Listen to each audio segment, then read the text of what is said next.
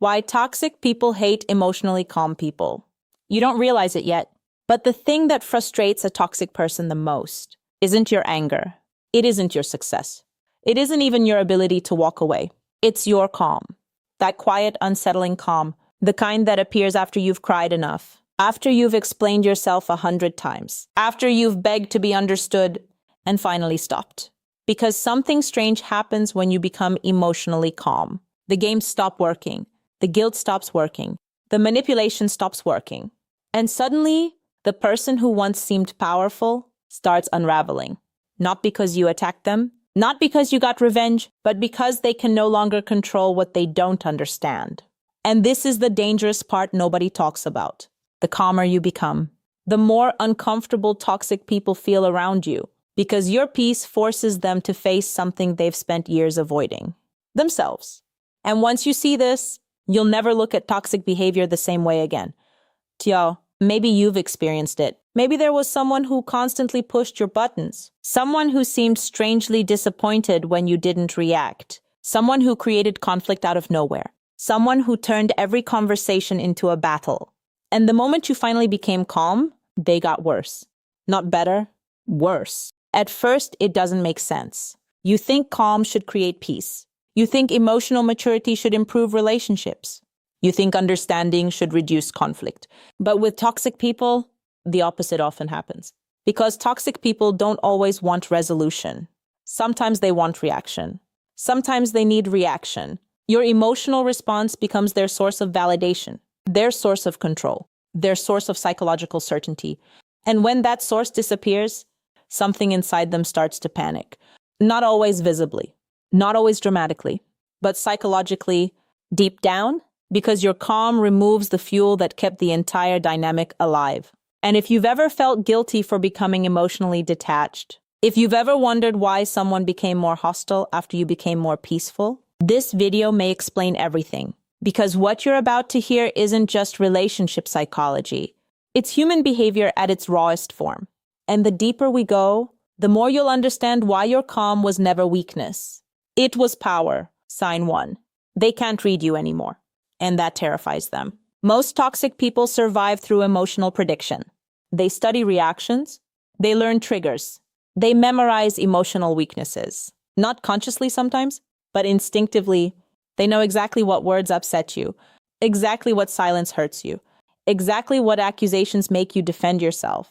And for years, they build an emotional map of you. Then one day, you stop reacting. You stop explaining. You stop defending. You stop proving. And suddenly, their map becomes useless. Now, they don't know what you're thinking. They don't know what you're feeling. They don't know if they're winning. And uncertainty creates anxiety, especially for people who rely on control. What most people never realize is toxic people often feel safest when they can predict your emotions. Your calm removes that predictability, and that loss of access feels threatening to them. Not because you've become cruel, but because you've become unavailable to manipulation. And this is where things start getting interesting, because once they lose access to your emotions, they usually try something else. Something much darker. Sign two, they increase the manipulation. Not because it's working, because it's not. Because they're panicking. One of the biggest misconceptions about emotional manipulation is that manipulators always feel confident. Many don't. Many feel desperate. Desperation simply wears a mask called control. When your calm interrupts their usual tactics, they often escalate. The guilt trips become stronger. The accusations become louder. The criticism becomes harsher. The emotional pressure becomes heavier. Why? Because they're trying to recreate the old version of you. The version that reacted, the version that argued, the version that chased explanations, the version that needed their approval. But here's the problem. You're no longer there. And every failed attempt reminds them of that reality. Every ignored provocation, every calm response, every boundary, every moment of emotional detachment feels like another loss of control. And this is where narcissistic injury often appears. Not because you've harmed them, but because your calm challenges the image they had of themselves. The image of being powerful, influential, important, necessary. Without saying a word, your peace starts exposing their dependence. And what happens next often shocks people. Sign three, Your calm exposes their chaos. This is the part that changes everything. Toxic people often project. Projection is psychological self-protection. Instead of facing their own emotional instability, they place it onto others. They call you dramatic while creating drama. They call you difficult while creating conflict. They call you emotional while being emotionally reactive themselves. But your calm creates a problem because projection requires participation. And when you stop participating, the projection collapses. Suddenly everyone can see what's really happening, including them, maybe only for a moment, maybe only deep inside, but enough. Enough to create discomfort, enough to create resentment, enough to create anger, because your calm acts like a mirror. And mirrors don't lie. That's why some people become strangely hostile when you become peaceful. You're reflecting something back to them, something they don't want to see. And the more emotionally grounded you become, the clearer that reflection gets. But here's where it becomes even more painful for them. Sign 4. You stop feeding their validation addiction. Some people don't seek connection. They seek validation. Constantly, relentlessly, desperately. They need reactions to feel significant. Arguments, attention, emotional intensity, control, approval, fear, anything that confirms their influence. Because underneath many toxic behaviors, there's often insecurity. An insecurity so deep, it requires constant external reassurance. This is why emotionally calm people become threatening. You stop providing the emotional supply. You stop rewarding toxic behavior with attention. You stop proving their importance through emotional exhaustion. And suddenly, they have to generate self-worth internally, a skill many toxic people never developed. And this creates a psychological vacuum, one that often turns into resentment, because your calm reminds them of what they're missing. Inner stability. And once that comparison starts, the discomfort becomes difficult to escape. But the real damage starts here. Sign 5, they realize you're no longer emotionally dependent. For years, they may have believed you'd always be there. Always explain. Always forgive. Always return. Always care more. Always chase closure. Then something changes. You still care, but differently. You still feel, but differently. You still love, but differently. Because your emotional survival mode has ended. And now, you're choosing peace over chaos. What toxic people hate most isn't rejection. It's irrelevance. The realization that they no longer occupy the center of your emotional world. That realization can be devastating, especially when their identity was built around controlling that space. And here's the painful irony.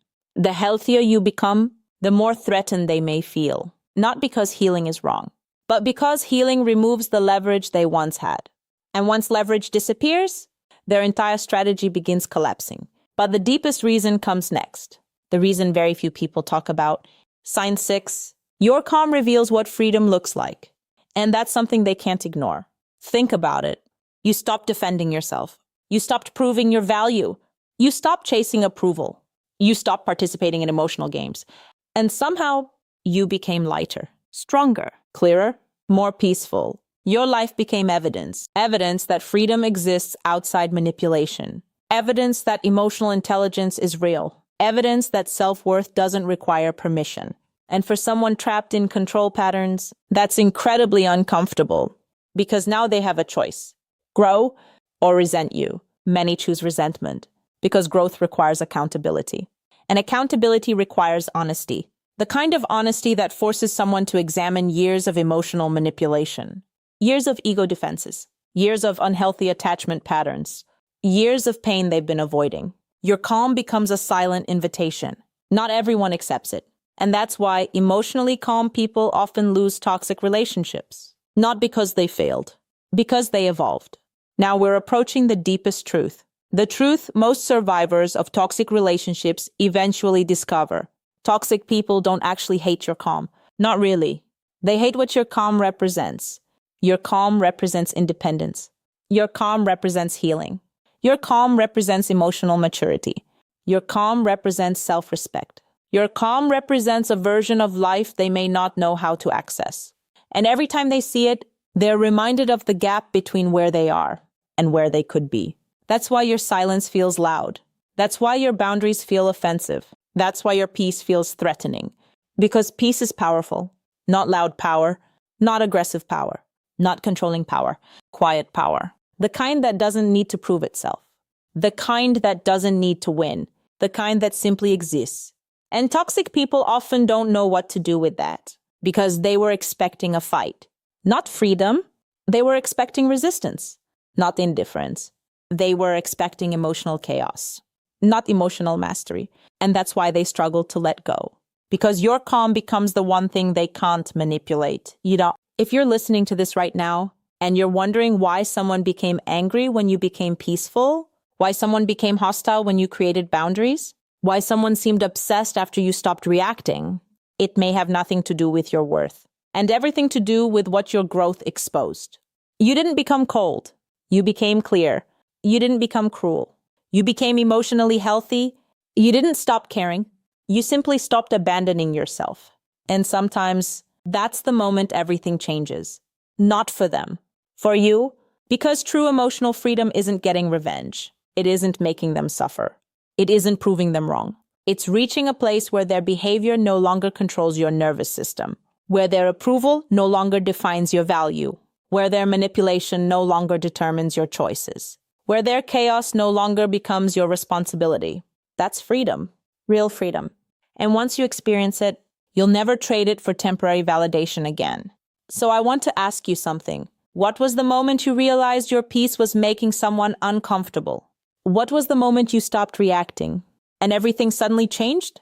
Share your experience below, because someone reading your story tonight might finally understand what they've been living through. And sometimes being understood is the first step toward freedom.